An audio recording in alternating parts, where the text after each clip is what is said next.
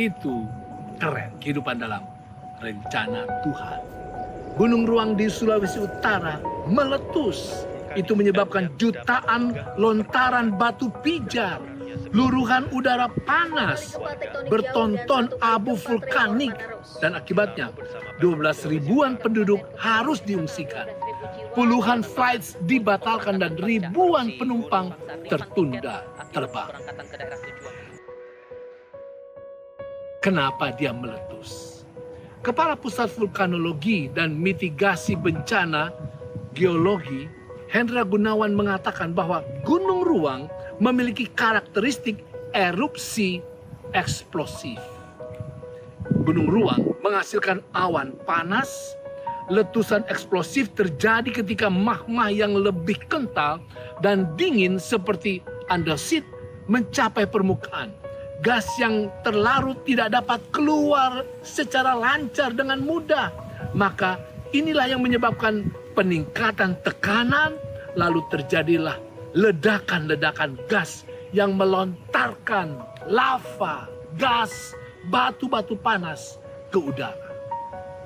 Saudara, apa yang Anda hasilkan dan simpan di dalam hati, di dalam pikiran, di dalam hidup Anda sangat menentukan siapa Anda. Kalau Anda menyimpan awan panas dosa, kepentingan diri, dan kekejian, maka cepat atau lambat Anda akan meledakkan berbagai kesusahan bagi hidup Anda dan bagi hidup orang di sekitar Anda. Itu sebabnya Alkitab mengatakan, dalam hatiku aku menyimpan janjimu, supaya aku jangan berdosa terhadap engkau. Dikatakan, aku menyimpan firman-Mu dalam hatiku. Mengapa ini penting? Karena firman Tuhan mengusir dosa dan segala kejahatan yang dapat meletuskan kesusahan kepada dunia di sekitar kita. Tetapi perhatikan saudara, dosa bukan hanya sekedar berbuat salah atau berbuat jahat. Berdosa utamanya adalah menyimpang dari jalan Tuhan, menjauh dari Tuhan, dan menghentikan hubungan dengan Allah Pencipta. Inilah jalan hidup yang paling membawa kehancuran. Sementara hati yang penuh firman Tuhan, dekat dengan Tuhan, mengandalkan Tuhan, itu adalah jalan hidup yang terindah. Para reformator Protestan adalah contoh tokoh-tokoh yang mengisi hati mereka dengan firman Tuhan. Dan hasilnya hidup mereka sangat indah, sangat berarti, menghasilkan berkat kepada dunia. John Wycliffe contohnya menghasilkan hidup yang sangat luar biasa. Dia berketetapan untuk mengisi hidupnya dengan firman Tuhan. Dan dia bagikan Alkitab kepada sebanyak-banyaknya orang. Karena semangat yang didorong oleh firman Tuhan, maka dia dikutuk sebagai murtad, bidah, dan dijatuhi hukuman mati. Di depan pengadilan, Wycliffe berkata, dengan siapakah pikirmu kamu sedang berhadapan? Dengan seorang tua yang sudah mau masuk ke liang kubur? Tidak. Dengan kebenaran-kebenaran yang lebih kuat daripada kamu dan yang akan mengalahkan kamu. Saudara, firman Tuhan menjadikan Wycliffe berani dan terus meletuskan kebaikan dan kebenaran. Walaupun ketika dia ditekan dan diperlakukan dengan tidak adil. William Tyndale mengisi hatinya dengan firman Tuhan juga. Keinginan terbesar Tyndale adalah untuk memberikan kepada Inggris sebuah terjemahan kitab suci yang akurat dan mudah dibaca. Untuk kebenaran ini dia dihukum, bahkan dituduh sebagai bid'ah dan dijatuhi hukuman bakar. Tetapi ketika para algojo sedang mencekiknya saat mereka mengikatnya di tiang dan kemudian membakar tubuhnya, kata-kata terakhirnya diucapkan dengan penuh semangat, dengan suara yang lantang.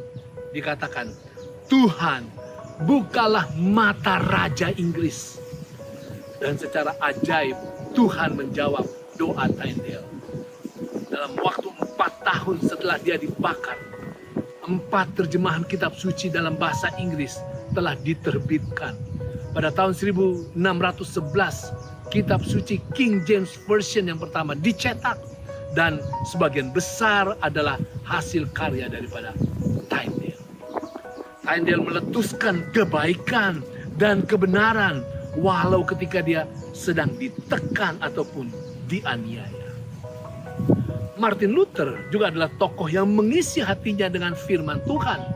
Ketika ia membaca halaman demi halaman, Roh Kudus menerangi hatinya dan ia merasakan bimbingan Roh Tuhan. Martin Luther juga mengisi hatinya dengan firman Tuhan. Ketika ia membaca halaman demi halaman, Roh Kudus menerangi pikirannya dan ia merasakan bimbingan Roh Kudus ketika kebenaran-kebenaran yang dikaburkan oleh tradisi tampak melompat dari halaman ke halaman kitab suci. Ketika dia begitu semangat menebarkan kebenaran firman Tuhan, dia disudutkan dan kemudian ditangkap, hendak ditangkap. Tetapi itu semua tidak membuat dia takut. Luther memformulasikan inti kebenaran dalam hidup ini antara lain adalah sola scriptura. Artinya di atas firman Tuhan saja. Sola fide, hanya oleh iman saja. Sola gratia, hanya oleh kasih karunia saja. Dalam semuanya ini Luther menegaskan bahwa kita hidup hanya sola, terfokus kepada Tuhan saja. Hati yang terfokus kepada Tuhan dan yang dipenuhi oleh firman Tuhan pasti akan menikmati keselamatan yang kekal dan selalu menebarkan kebaikan dan berkat bagi dunia di sekitarnya. Itu keren.